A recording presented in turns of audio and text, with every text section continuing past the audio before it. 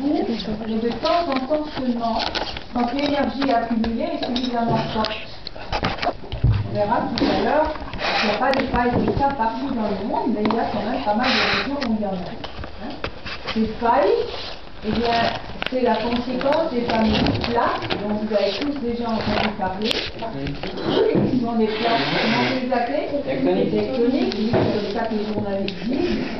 En réalité, on devrait dire la tectonique des plaques, mais bon, de toute façon.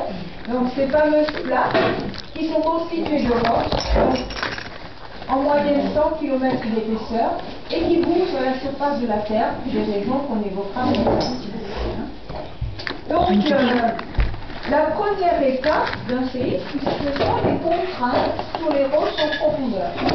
Ces contraintes peuvent s'exercer pendant des années, d'accord, de façon continue. À cause de ces contraintes, l'énergie s'accumule et les roches se déforment un peu. Pas de façon très visible, mais bon, elles se déforment un peu. Et puis tout d'un coup, l'énergie est suffisante pour qu'il y ait un décrochement. Un décrochement brutal au niveau de la faille. Regardez le schéma du bas, vous voyez, là la faille elle a joué dans le sens vertical. On sait que c'est pas toujours comme ça peut être aussi horizontal. Et donc il y a une rupture au niveau de la faille, bien entendu, en profondeur, mais cette rupture se poursuit jusqu'à la surface.